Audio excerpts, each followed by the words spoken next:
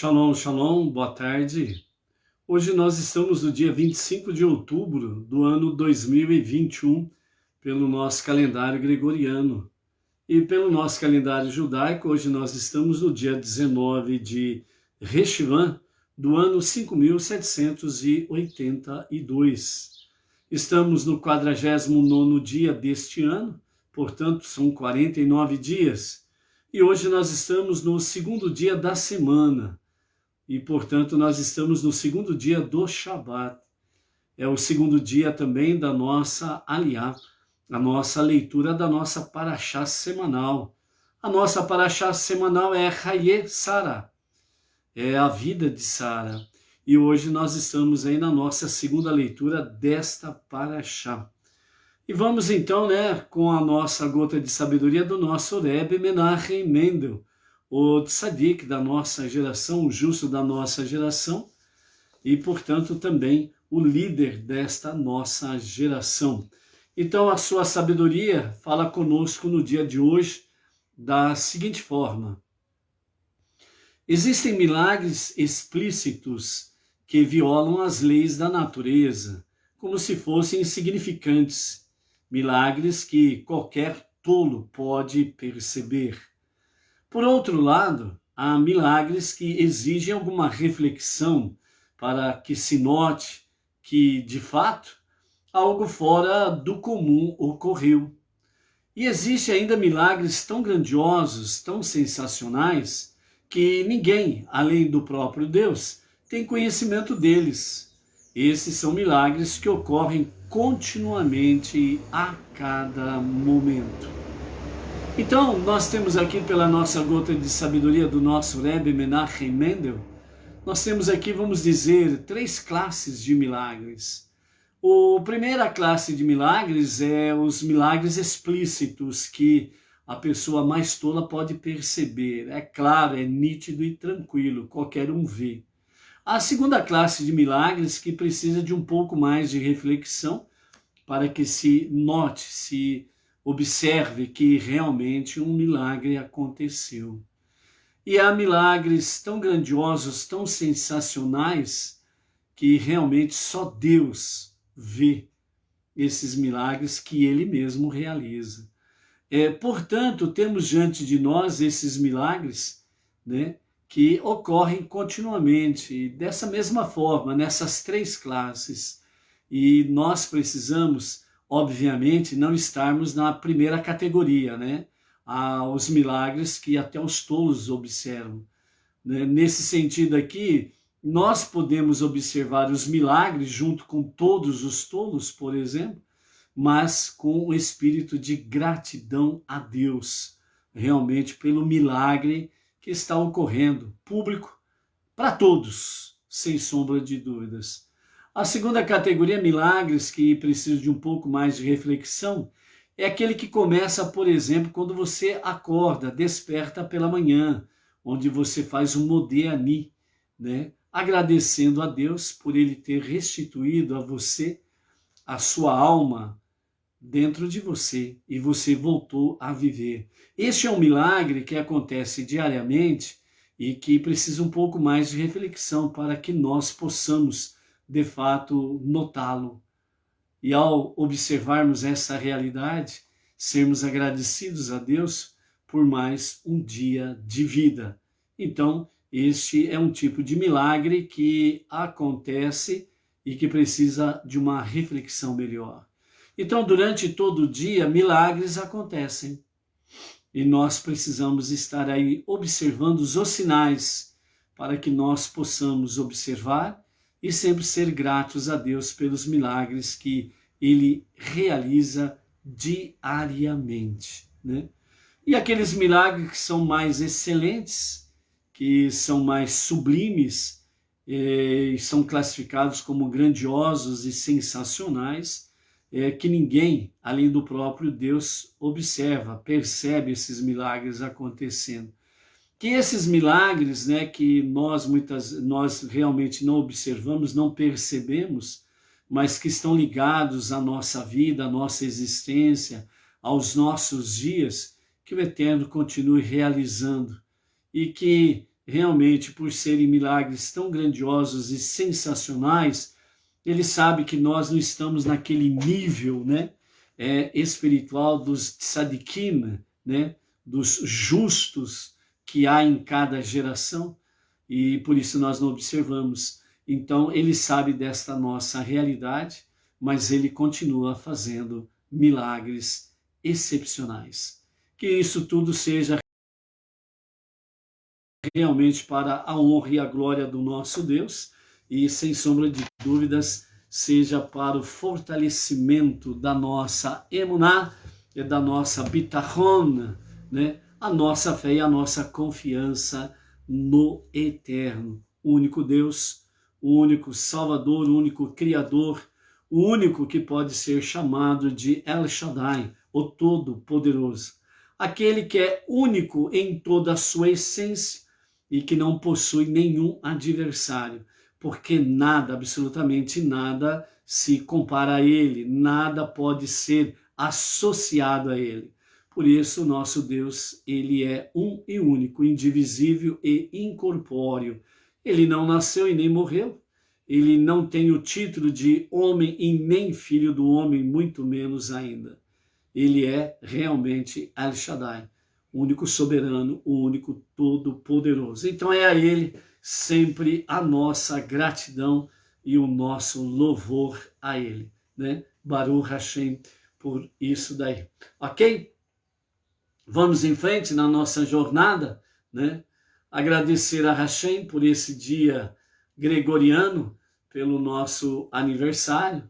Agradecer aos amados que têm aí compartilhado, né, o seu Mazal Tov, né? Agradeço a Hashem realmente pelas vossas vidas e realmente com a visão, né, que o Eterno tem nos dado através da sabedoria da Torá, né, dos ensinamentos dos nossos mestres, dos nossos sábios e principalmente do nosso Rebbe Menachem Mendel, né? Então, pegando estas gotas de bênçãos de diversas partes do nosso país, do mundo, né, que estão lançando sobre a minha pessoa no dia de hoje, do nosso nível, né? Então, sem sombra de dúvidas, são chuvas de bênçãos, e que isso seja realmente para o nosso fortalecimento, na nossa jornada monoteísta, para que o Eterno nos sustenta, né, realmente no dia a dia pela sua destra, para que nós possamos cumprir aí a nossa missão. E que juntos possamos estar aí, sem sombra de dúvidas, juntos possamos estar cumprindo, né, para que os dias de Mashiach aconteça em nosso tempo, em nossos dias, que seja para agora mesmo, amém, vê amém, para a redenção final. E na certeza de que, se permanecermos nessa jornada monoteísta, juntos estaremos na ressurreição nos dias de Mashiach e estaremos juntos no Olam Rabá, o mundo vindouro, a vida eterna com o nosso Deus. Então, gratidão a Hashem, gratidão a cada um de vocês pelo seu Mazal Tov, pelo nosso nível no dia de hoje. Baruch Hashem por isso daí. Amém? Vamos em frente na nossa jornada, né? Então o presente de vocês é o Mazal Tov e a nossa retribuição em presente é levarmos aí a palavra da Torá, trazer mais luz, né, para você aonde você estiver. Baruch Hashem. Inês Martins aqui de Pirajuí, né? Gratidão por Mazal Tov, né? Gratidão por você, sua família, né? Estarem e sendo sempre realmente aí um braço amigo na nossa jornada desses 9 para 10 anos aí. Baruch Hashem por isso daí, ok? Gratidão aí aos amados, a Luciana Rodrigues, a Carla de Costa, quem mais está por aí? O Luiz Ribeiro, a Edina Silva, a Cibele Ludmila, lá de Portugal, Baruch Hashem, né? Gratidão aí aos amados que estão aí, né, no dia de hoje aí, tirando um tempinho para trazer aí, né, a sua Mazal Tov, né? A Donária Carmo, junto com seu marido também, o José Luiz, lá de Portugal também, trazendo as suas bênçãos de Mazal Tov, Baruch Hashem, né?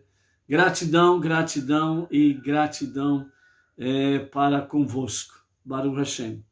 A nossa segunda leitura de hoje está no capítulo 23 de Bereshit, Gênesis, capítulo 23, a partir do verso 17, e nós vamos até o capítulo 24 e o verso 9, na nossa segunda aliá.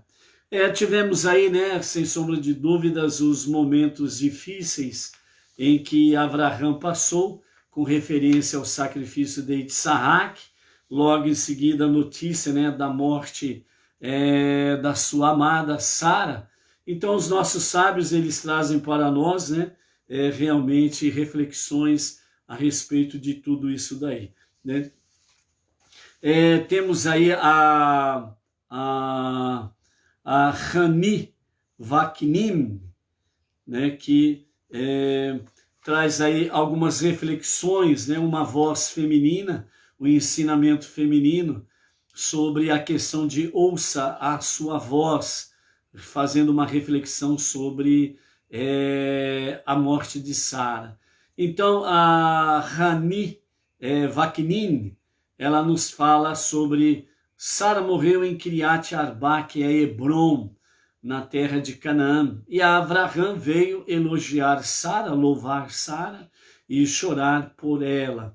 Segundo o Zohar, né, o livro do Esplendor, indica que Sara representa o corpo e Avraham representa a alma. Então Sara morreu, ou seja, o corpo morreu em Kiriat Arba. Arba, que tem o significado, né, de 4, né, que em hebraico simboliza exatamente os 4 elementos básicos de todo ser físico, que são o fogo, o espírito, a alma e o pó, que é Hebron, porque Hebron vem da palavra hebraica mechubar, que significa conectado. Enquanto o corpo está vivo, esses 4 elementos estão conectados com o corpo, com a pessoa. E Avraham veio chorar por ela, mesmo depois que a alma deixa o corpo, eles ainda estão relacionados, e assim a alma chora por sua separação. Existe ainda um outro versículo associado a Sara, nossa matriarca, e ele é bem conhecido em nossa casa e é frequentemente citado, né, nos lares judaicos principalmente. Bereshit 21:12 diz, né, o que Sara te disser, ouça sua voz. Foi aquele momento difícil em que Avraham ficou em dúvida se mandaria Agar e o seu filho Ismael embora, porque Sara viu que Ismael seria algo perigoso para a educação do seu filho. Então, dessa forma, Avraham, que ficou em dúvida, Deus então fala com Avraham e diz, né, o que Sara te disser, ouça a sua voz, ou seja, faça o que ela diz, obedeça a sua voz. E dessa forma, então, o Rebbe disse que isso se aplica a todas as mulheres judias, né? Então, de fato, ouvir a voz da esposa é uma atitude nobre e sábia também, ok? E o Rebbe, ele confirma essa questão. Independente do fato que toda mulher judia aceitaria com prazer esse versículo como uma regra, né, uma questão ainda que permanece em relação ao que o Zohar fala, sobre Sara representar o corpo, a nossa parte física e materialista. Esta é a visão da Torá. Devemos sempre ouvir nossas vozes materialistas e correr atrás de todos os nossos desejos e ambições? Não nos ensina a Torá sobre alma, propósitos elevados, aspirações divinas, abnegação, missões divinas que nos levam a uma vida mais espiritual? Então o Baal Shem Tov, para responder estas questões, né, que é o fundador do Hassidismo, ele traz a explicação com um outro versículo para nos ensinar como o corpo e a alma devem unir forças, colocar de lado anos de guerra e serem capazes de atingir os seus objetivos individuais. Então, o Baal Shem Tov diz, quando um judeu está andando na estrada e ele vê o burro de seu inimigo, em hebraico, burro vem da palavra homer, que significa material. Então, o burro vem da mesma raiz. Então, a alma vê seu inimigo, o corpo. Então, quando o judeu anda pela estrada e ele vê o burro de seu inimigo, né? Então, a alma vê seu inimigo, o corpo. Então, ou seja, ele está vendo o burro ali, mas na realidade, né, o burro está na estrada, ele associa o animal ao seu dono, automaticamente ele está associando o animal ao seu inimigo, né? Então, nesse sentido aí. Caído debaixo de sua carga, né? O animal está lutando com a pesada carga que ela escolheu carregar durante sua vida. Então, todos o faça e os não faça da Torá, a lei judaica, né? Todos aqueles que são a favor ou não a favor da Torá, façam, ou seja, ajude o burro, ordena a Torá. Não o deixe na estrada, não tire a carga em cima dele, ajude-o a carregá-la, não deixe o físico para trás. Seja espiritual, ouça a Sara, ouça teu corpo e use-o. Use teus instintos animalescos e realizações terrenas para missões divinas. Isso é exatamente o que Deus quer de você. Hoje em dia é difícil enxergar a espiritualidade e a fisicalidade, mas nós ainda estamos aguardando os dias quando todos os olhos verão a glória de Deus, preenchendo todo o universo.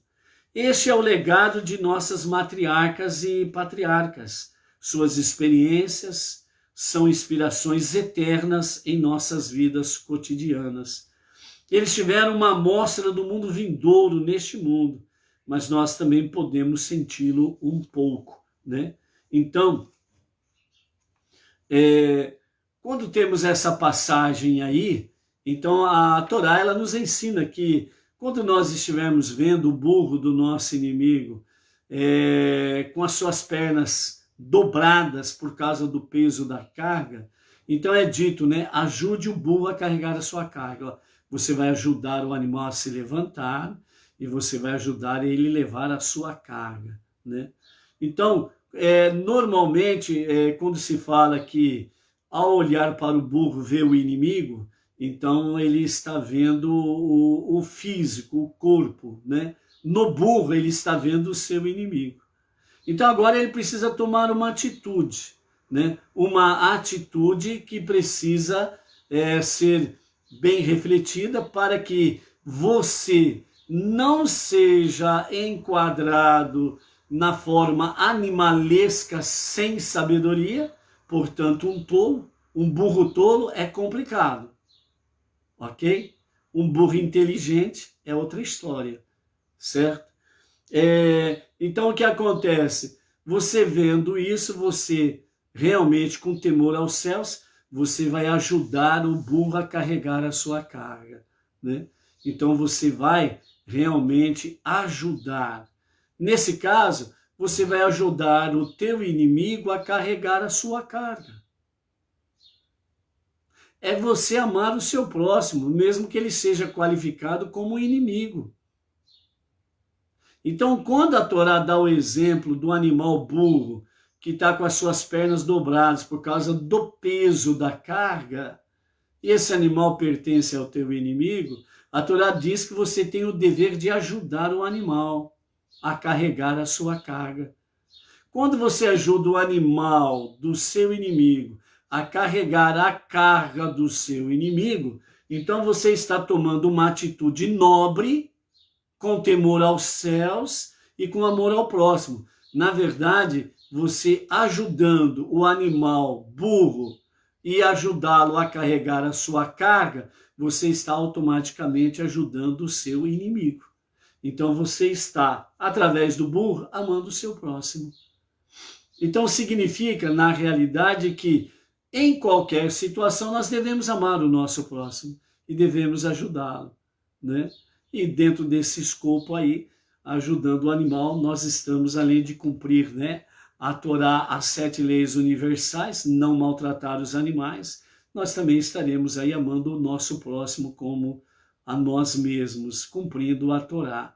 Então isso é importante e é dessa forma que nós podemos ver, né, realmente essa questão, né, que traz para nós, né, Sara e Avraham, né? Sara, o corpo, Avraham, a alma, né? Ou seja, estão unidos, conectados e um faz parte do outro.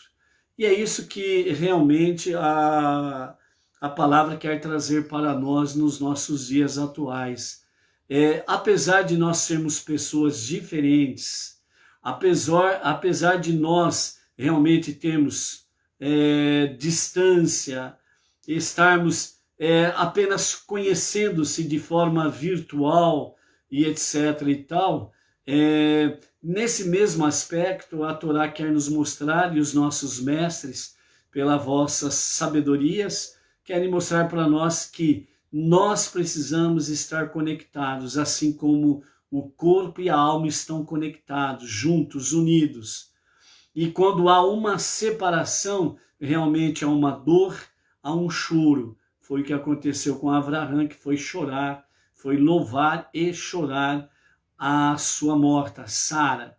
Então, dentro desse aspecto, nós precisamos levar a sério que, de fato, unidos, nós somos realmente mais fortes. E separados fica difícil.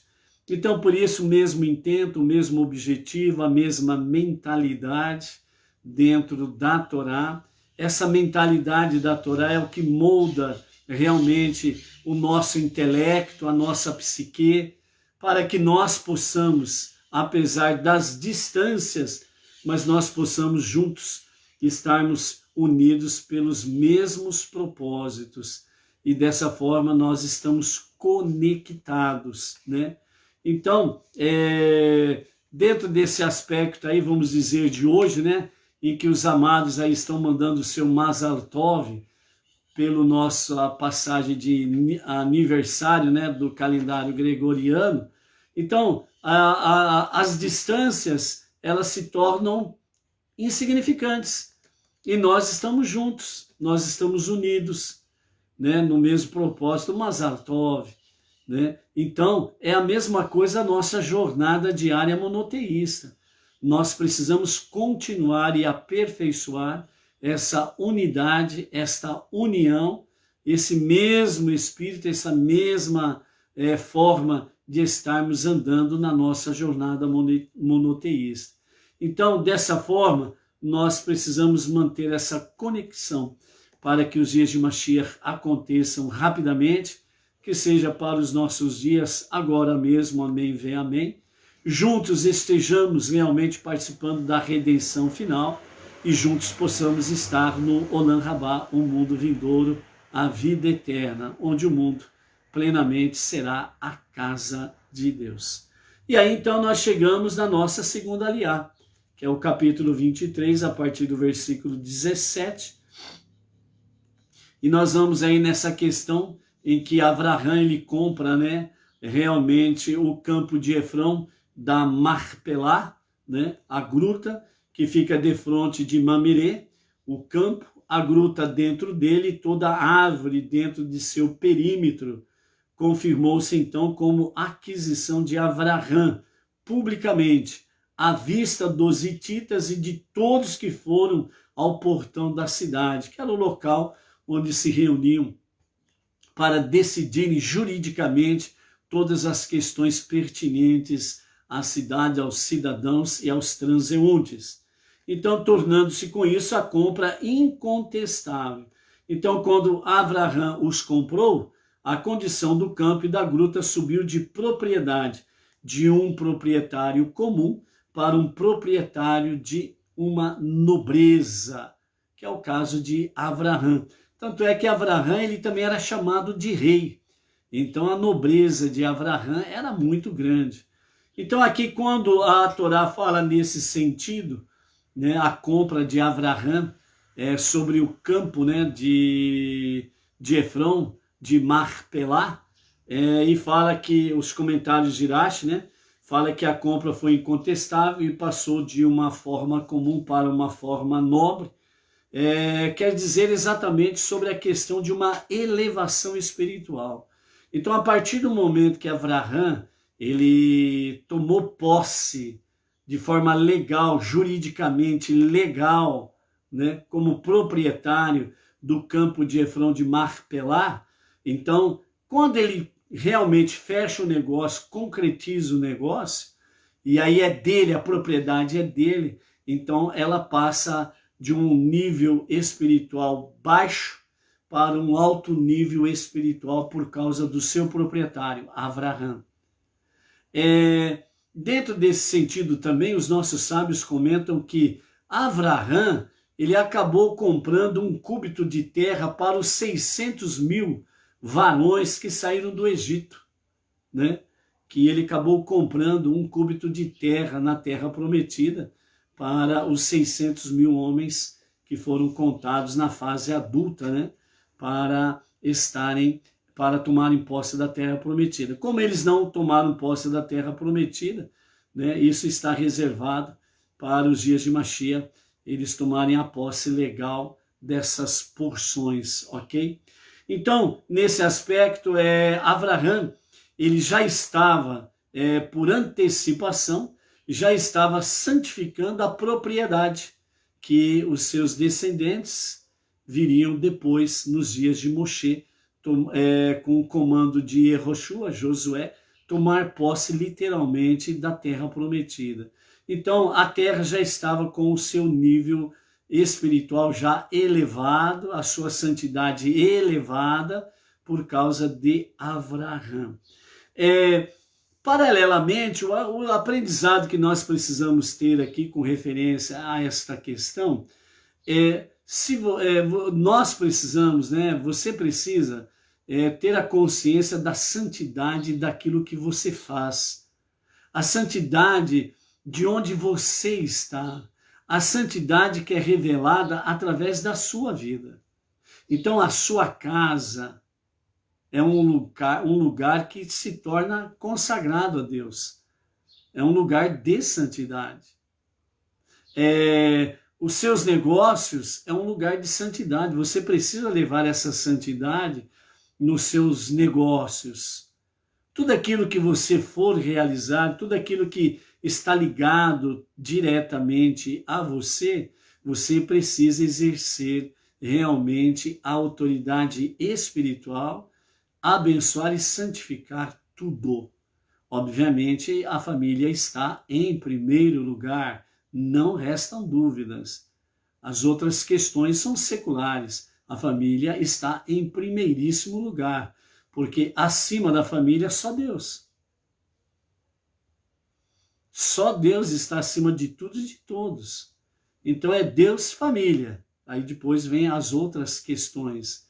Então por isso a santidade que Avraham trouxe realmente para o campo de Efrão, o campo de Marpelá, onde fala, né, o campo, a gruta dentro dele, toda a árvore dentro do seu perímetro, confirmou como aquisição de Avraham.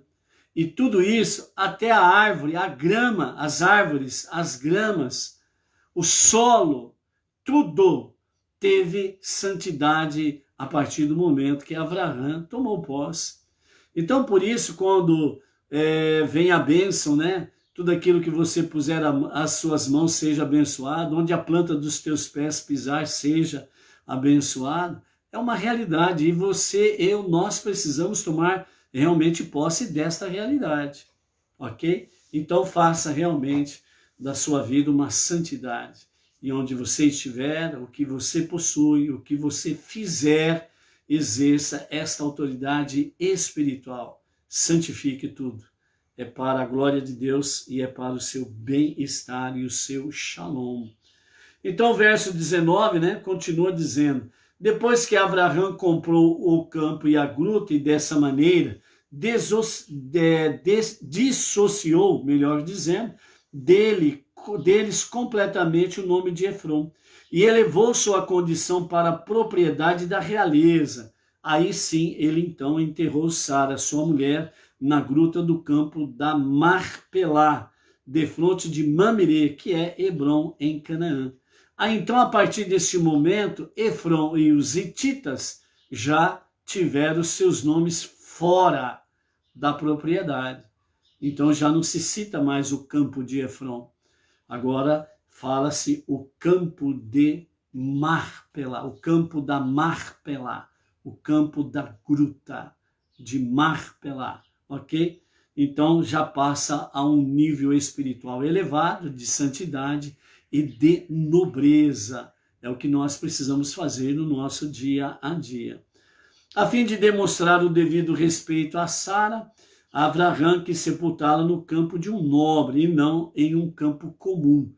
Por isso também essa foi uma das recusas de Abraão de não aceitar o presente, porque continuaria ligado a Efrão e aos hititas, e então aquele campo seria um campo comum e não o campo de um nobre.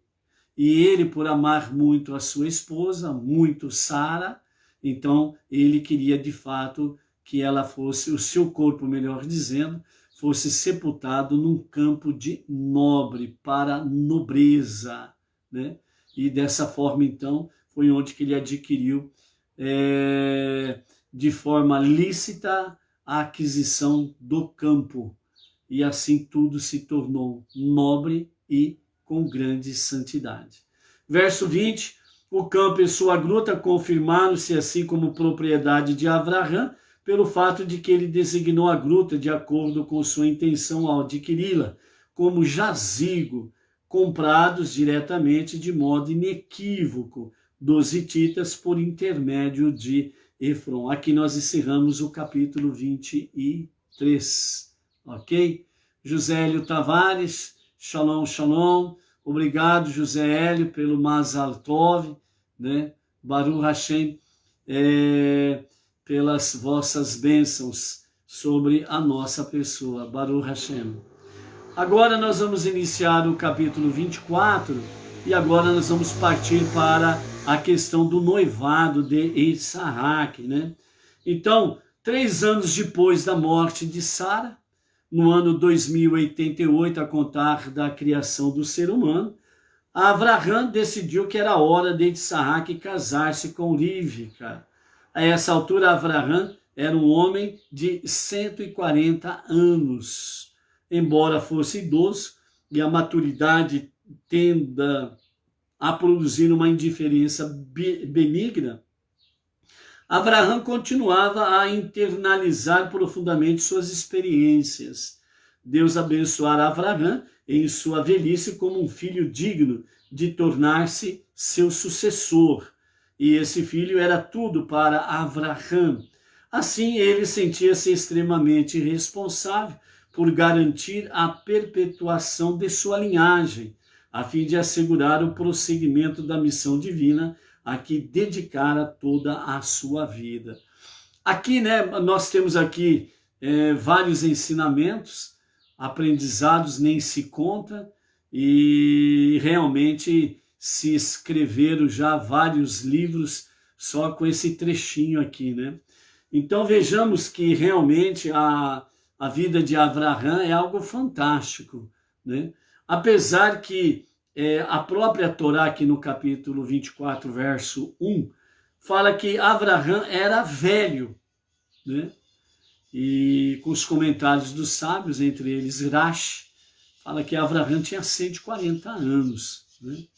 Então, você falando hoje, 140 anos, meu Deus, tá velho mesmo. Não, não tá não.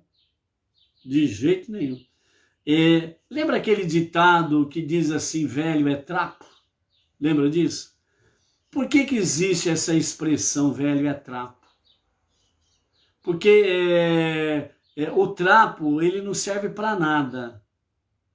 Então, quando tem uma roupa lá que ficou velha ou algo semelhante, e aí ela rasga toda, vira trapo, então, normalmente as pessoas usam lá o trapo para fazer aquelas limpezas rústicas, né, brutas, né, vamos assim dizer. Então, porque falam que trapo não serve para mais nada. Mas é tão contraditório essa questão aí, que no próprio meio das pessoas o trapo sempre tem uma utilidade, né? Seja ela qual for, mas tem uma utilidade, né? Então, na realidade, essa questão aí, ela, apesar de ter uma conotação depreciativa, mas a realidade é o seguinte, velho é todo aquele independente de idade que gosta da preguiça, que gosta da vadiagem, que não quer saber de nada com nada. Tem muitos jovens por aí afora que são muito mais velhos do que uma pessoa de certa idade, que ainda continuam produzindo alguma coisa de bom. Continuam fazendo coisas espetaculares para a sua própria idade, né? Então tem aquele detalhe que fala assim, eu quero me aposentar para ficar curtindo a vida, pescando, ficando no bem bom, debaixo de sombra e água fresca. A realidade dos fatos é o seguinte, quem sempre trabalhou, ele não vai ficar desse jeito. Ele aposenta, obviamente, é direito e é uma benção se aposentar, não restam dúvidas. Mas na realidade, ele não vai ficar à toa. Quem sempre trabalhou, sempre vai estar fazendo alguma coisa. Sempre vai estar fazendo algum tipo de trabalho. Ele nunca fica ali de papo pro ar. Ele sempre está fazendo alguma coisa, né? Por quê? Porque ele ainda está aplicando a sua vida em fazer alguma coisa. Então aqui dentro desse aspecto aqui, fala que Abraham, ele continuava a internalizar profundamente suas experiências, que significa que ele não parou de trabalhar. Ele não parou com a sua missão, que era divulgar a unidade e a unicidade de Deus. Ele continuou sendo hospitaleiro. Aonde ele estava, ele fez a sua hospedagem, plantou um pomar, tinha árvores frutíferas, apanhava dos frutos das árvores para servir os seus hóspedes, estava sempre em atividade, né? Então, por isso, na realidade, né, Abraham traz uma das lições para nós. Continuar a trabalhar, né? Continuar a fazer alguma coisa útil. Não é o mesmo pique quando tínhamos 20, 18 anos de idade, mas continuar fazendo alguma coisa sempre é muito bom para a mente, para o coração, né? Ou seja, né, para a alma e para o corpo, sempre se manterem conectados, ok? Então, nesse sentido, então, no ano 2088, a contar da criação, Bereshit, a criação do ser humano, então Isaac, ele vê que realmente estava na hora do filho casar, né? Então, vejam bem, o atamento, a Akedah de Isaac se deu com 37 anos de idade. Depois de 3 anos, então, prepara-se o noivado de Isaac. E nesse sentido, então, significa que Isaac estava com 40 anos, né? E também por isso que fala que Abraham estava com 140 anos, porque com 100 anos ele tornou-se pai de Isaac. Então nós temos aqui, entre aspas, o velho Abraham e o seu filho adulto de 40 anos, né? Isaac, com seu pai. E o seu pai preocupado com ele, preparando realmente a questão de o casamento para o seu filho. Então, outras lições que nós aprendemos aqui nesse relacionamento de Avraham e Yitzhak são aquela questão que todos nós conhecemos muito bem, que diz assim: os filhos para os pais sempre serão os eternos bebês. Nós conhecemos esse ditado. Quem é pai, quem é mãe, né? Os pais conhecem muito bem isso. Por mais que os filhos sejam de idade adulta, maduros, podem até casar, ter filhos, né? Mas os filhos sempre continuarão sendo seus bebês. Então os pais sempre continuam dando alguma orientação, reeducando sobre alguns campos que os filhos deram uma vacilada, uma afrouxada, sempre orientando, etc. e tal, né? Tem filho que diz assim: mas pai, mãe, pô, eu já sou adulto, eu sei o que eu faço. E normalmente os pais dizem assim: sabe nada. Ou como diz aí nesse jargão dos dias atuais, né? Sabe nada, inocente. Né? Então, os filhos acham que sabem, mas não sabem. São formados, têm filhos, né? Pais que têm filhos formados em faculdade, vários funções de pessoas inteligentíssimas, né? São até mais inteligentes do que os pais, porque eles tiveram a oportunidade de fazer faculdade, se formaram em faculdade, se tornaram profissionais em várias áreas que exigiam nível universitário, ocupam aí funções importantes, etc. e tal, podem até estar ocupando funções importantes, serem chefes, gerentes, ou algo semelhante, diretores, ou conseguem os seus próprios negócios, se tornam proprietários de seus próprios negócios, mas na hora que chega na casa do papai e da mamãe, não tem diretor, gerente, não tem PhD, não tem nada disso. Vem cá, filhinho, vamos conversar. Né? Então é assim, é uma realidade. E Avraham vem mostrar isso daqui para nós. Porque quando Avraham ele vai cuidar do noivado de Yitzhak, ele está mostrando para nós duas coisas fundamentais. Primeiro, a educação dos pais para os filhos nunca cessa. Só na hora que os pais morrem. Só na hora que os pais morrem. Então a educação dos pais para os filhos nunca cessa. E a segunda questão que nos mostra essa ação de Avraham é que os pais sempre estão preocupados com o bem-estar dos seus filhos. E eles estão ali, certo? Às vezes tem alguns filhos que chegam, né, a não compreender estes fatos, né? E chegam a falar para os seus pais, né? Para que não se intrometam nas suas vidas, né? Existe uma diferença de se intrometer na vida pessoal e familiar dos filhos, e existe uma grande diferença sobre educação para os filhos, porque a educação dos filhos nunca acaba. Os pais têm um aprendizado contínuo para os filhos. Então é isso que Avraham vem ensinar, e é aquilo que os sábios confirmam. A educação familiar, ela nunca cessa. Os filhos podem sair de casa, podem casar, formar suas famílias, podem galgar os mais elevados cargos em funções das suas vidas, mas os pais continuam os seus eternos educadores. E não tem como mudar isso. Por que será que tem muitos filhos por aí que já não têm os seus pais e falam assim: puxa vida, como que eu gostaria que o meu pai e minha mãe estivessem aqui?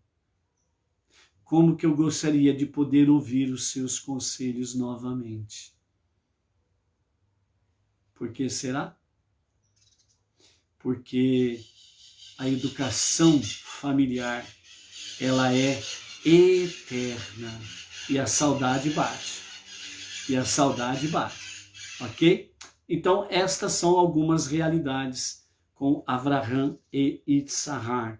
Continuando o capítulo 24, verso 2, agora nós vamos aqui para Eliezer. Então, o Eterno disse a Avraham, Avraham disse ao seu servo Eliezer, o membro mais velho de sua casa, que era encarregado de tudo que possuía. Quero que jures a mim. Para que esse tipo de juramento tenha força, a pessoa deve realmente fazer um juramento real e verdadeiro. Então a única coisa física que foi santificada até agora, realmente é a virtude de ter sido objeto de um mandamento explícito de Deus, a Brit Milá. Por isso, coloque a tua mão embaixo da minha coxa, com esse propósito. E eu te farei jurar por Deus. Desde que vim a esta terra, tenho trabalhado com sucesso para conscientizar seus habitantes da existência de Deus e de seu envolvimento em questões humanas. Aos olhos deles, portanto, ele, o Eterno, agora não é mais só o Deus do céu, mas também o Deus da terra. Contudo, ainda não internalizaram essa consciência o suficiente para que ela os modificasse para melhor de um modo profundo. Falam apenas da boca para fora. Consequentemente, rogo que não tomes mulher para meu filho das filhas dos canaanitas, entre os quais eu moro, mas deverás ir à minha terra de outrora, a Harã, o lugar onde minha família ainda vive, e dela tomarás mulher para meu filho Issac. Embora eu esteja longe de meus familiares há 65 anos, e a distância me tem impedido de influenciá-los diretamente, e eles são, todavia, descendentes da primeira linhagem real de Shem, e herdaram sua educação aristocrática, maneiras nobres, tradições e ensinamentos familiares. O servo lhe disse: talvez a mulher não deseje seguir-me a esta terra. Deverei levar teu filho de volta à terra da qual saíste? Afinal, se queres que eu tome mulher para Issac da tua família, e não dentre o povo que vens influenciando, e com o qual habitas há 65 anos, então não deve importar onde o casal residirá depois. Então Avraham disse-lhe: trata com muito cuidado de não levar meu filho de volta para lá. Sim, prefiro que minha futura nora seja da minha linhagem familiar, mas a genealogia não basta. Quando ela e o meu filho se casarem, eles deverão crescer juntos em ambiente apropriado, que não se encontra em nenhum outro lugar, só aqui. Apesar de ser verdade que as pessoas desta terra falam apenas de boca para fora do envolvimento de Deus nas questões humanas, pelo menos elas fazem isso. Em contraposição, o povo do local onde eu vivia considera Deus somente o Deus do céu. Embora eu os tenha convencido de sua existência, não consegui persuadi-los de que ele está envolvido nas questões humanas. Era assim que concebiam Deus quando ele me tirou da casa de meu pai em Harã, e mais ainda, quando ele me tirou da terra de minha família, Ur dos Casditas.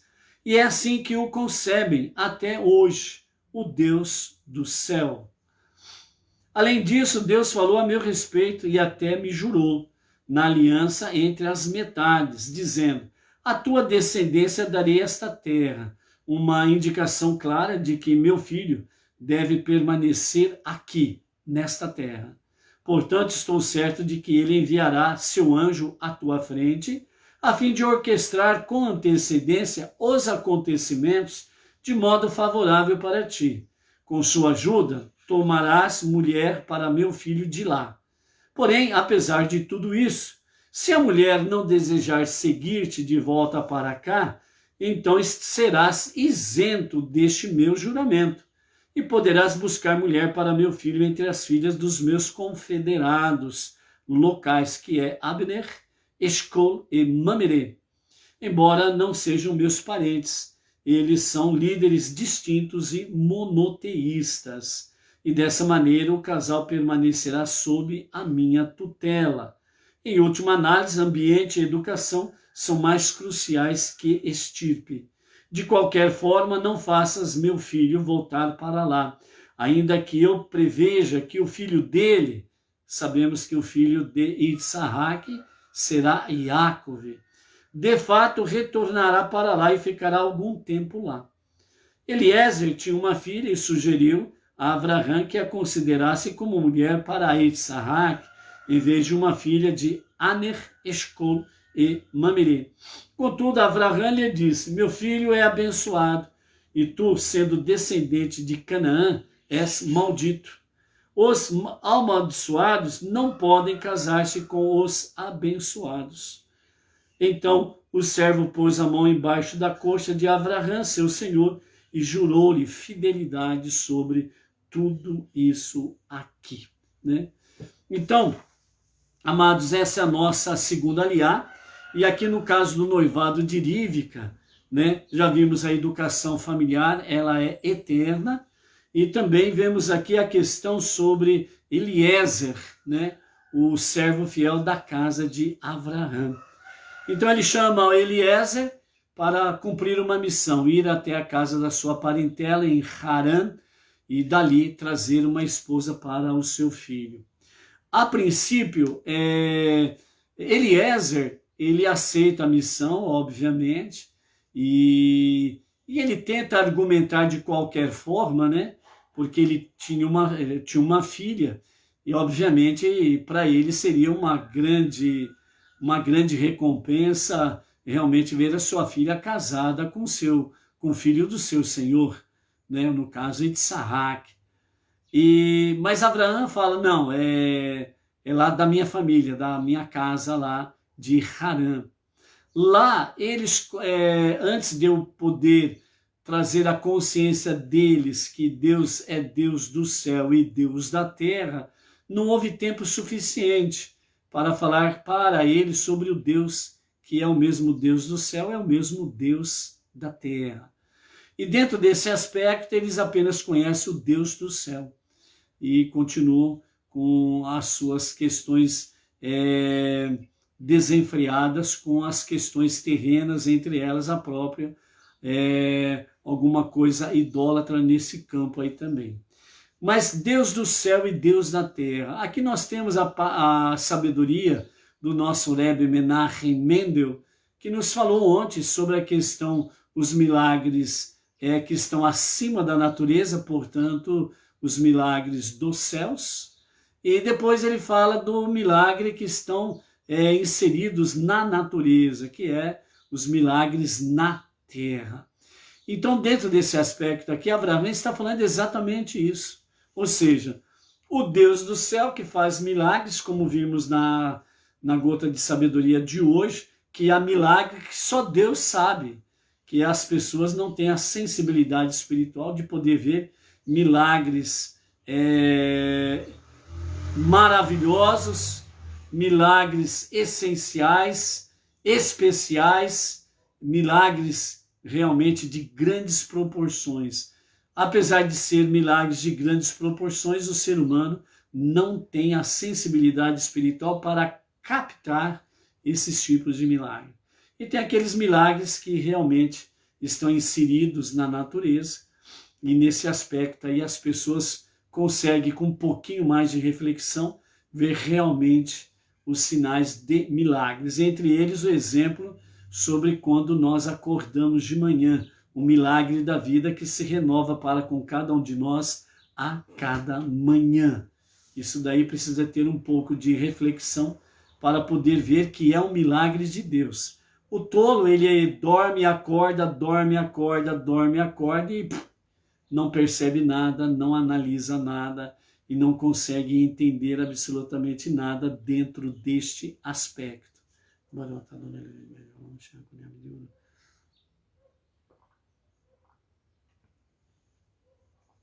Então aqui quando Abraão fala sobre a questão específica Deus do céu, é exatamente isso, que a parentela deles lá, eles ainda estão acreditando apenas que Deus está lá no céu, que não está entronizado aqui entre nós, né? Então é dentro desse aspecto, mas todavia é a parentela dele e é dentro desse escopo que é para trazer a noiva do seu filho de Isaac. Ao mesmo tempo, né, Eliezer ele quer achar um jeitinho no sentido de que vai que ela não aceita, então Isaac eu volto, pego ele e levo para lá, porque afinal de contas não vai importar aonde o casal viverá, né? Disse Eliezer. E Abraão disse, não, tome o cuidado para que o meu filho Isaac não saia desta terra. Dentre os patriarcas, Abraão, Isaac e Jacob, somente Isaac foi o único patriarca que não saiu das fronteiras da terra prometida. E justamente porque, segundo os nossos sábios, né, eles falam que Isaac, na Akedah, no atamento, quando ele foi colocado sobre o altar, né, então ele é chamado do sacrifício perfeito, né? Então ele não poderia sair da terra prometida, ele tinha que permanecer na terra prometida. Dentro desse escopo nós temos aí exatamente aquilo que o Eterno mais lá na frente ele vai orientar o povo israelita, que os sacrifícios que serão realizados, né, no Beit HaMikdash, tanto no primeiro como no segundo templo, os sacrifícios não podem ser retirados fora dos muros do pátio que contorna o grande templo. Então, os sacrifícios não podem ser retirados, os sacrifícios de elevação, que é o sacrifício completo, até virar cinzas. Então, os sacrifícios não podem ser retirados, né, de dentro dos limites onde está o Beit HaMikdash. Então, Isaac, ele era, né, nesse modo aí espiritual, o sacrifício perfeito. Então, ele não poderia sair da terra prometida, ele tinha que permanecer na terra prometida. Então, nesse aspecto, Abraão instruiu corretamente o seu servo Eliezer para fazer o que tinha que fazer, sem sombra de dúvidas. Então, assim, os nossos sábios, eles nos dizem assim, seja como Eliezer, o emissário supremo. O emissário é o enviado. O emissário é o representante do seu Senhor. Então, uma das lições aqui sobre a questão de Eliezer, que os sábios trazem para nós, é que Eliezer, nós precisamos ser como ele, realmente, o emissário supremo. Significa que nós precisamos ser emissários do nosso Deus e anunciar a unidade e a unicidade do nosso Deus aonde formos. Ele, o Eterno, ele designou cada um de nós, Benei Noach, não judeus, entre as nações, para cumprirmos uma missão entre os não-judeus, entre as nações, que é divulgar, disseminar o conhecimento da unidade e da unicidade de Hashem.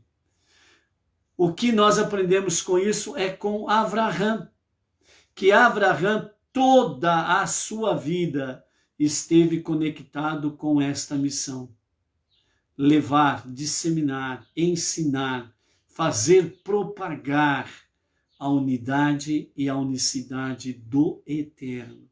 Essa é a nossa missão suprema, essa é a nossa missão soberana.